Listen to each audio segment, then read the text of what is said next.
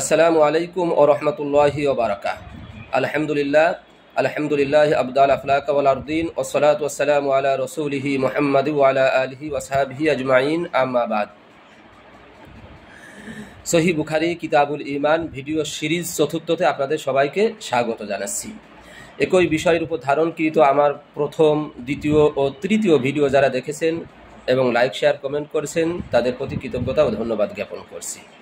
আজকে আমাদের আলোচ্য বিষয় দিন অত্যন্ত সহজ এবং ইহাকে যে কঠিনভাবে উপস্থাপন করে তার নিন্দাবাদ সম্পর্কে।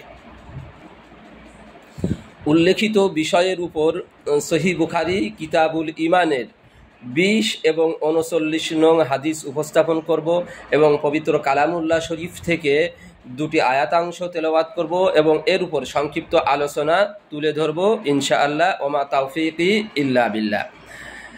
সহিহ বুখারী কিতাবুল ঈমানের 20 নং হাদিস উম্মাহাতুল মুমিনিন হযরত আয়েশা সিদ্দিকা রাদিয়াল্লাহু তাআলা আনহা থেকে বর্ণিত। তিনি বলেন, কানা রাসূলুল্লাহ সাল্লাল্লাহু আলাইহি ওয়াসাল্লাম ইযা আমারাহুম আমারা মিনাল আমালি বিমা ইউতিকুনা, অর্থাৎ রাসূলুল্লাহ সাল্লাল্লাহু আলাইহি ওয়াসাল্লাম তার সাহাবীদেরকে সাধ্যের বাইরে কোনো কাজের আদেশ কখনোই করতেন না।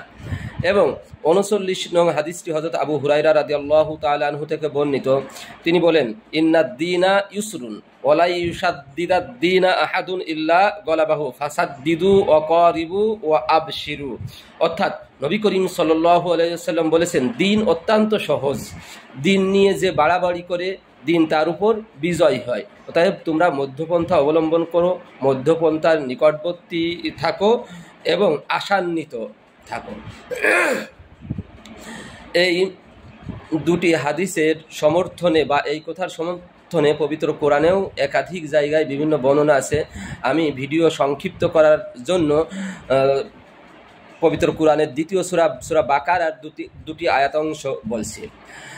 143 নং আয়াতের প্রথমার্ধে মহান আল্লাহ তাআলা বলেন, ওয়াকাযালিকা জাআলনাকুম উম্মাতাও ওয়াসাতান, আর এভাবেই আমি তোমাদেরকে মধ্যপন্থী জাতি হিসেবে প্রতিষ্ঠিত করেছি।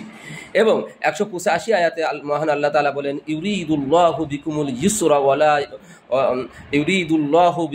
ইউসরা ওয়ালা ইউরিদু বিকুমুল উসর, অর্থাৎ মহান আল্লাহ তাআলা বলেন, আল্লাহ তাআলা যা সহজ তাই তোমাদের থেকে চান এবং যা তোমাদের জন্য কষ্টসাধ্য আল্লাহ তাআলা তা তোমাদের নিকট থেকে চান না।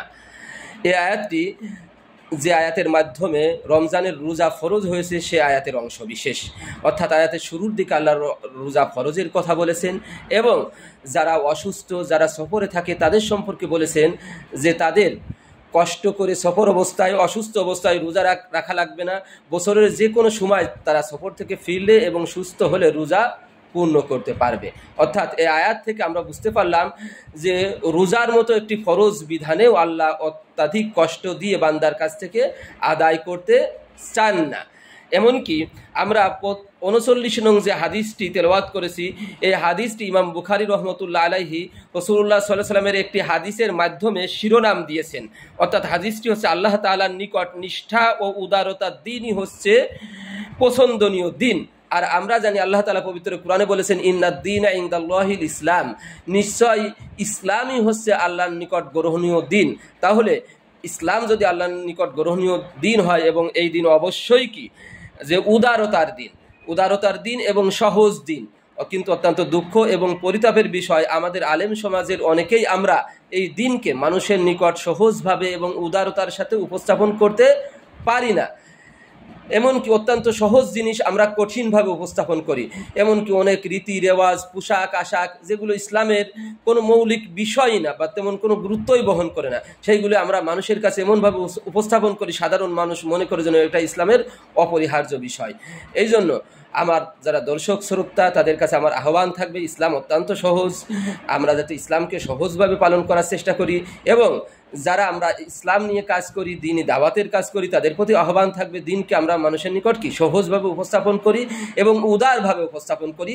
তাহলে সাধারণ মুসলিমরা যেমন দিনের প্রতি আকৃষ্ট হবে এবং অন্য অন্য ধর্মের মানুষও কি দিনের প্রতি আকৃষ্ট হবে এবং দিনকে আমরা সারা দুনিয়ার মানুষের নিকট কি ছড়িয়ে দিতে পারবো ইনশাআল্লাহ।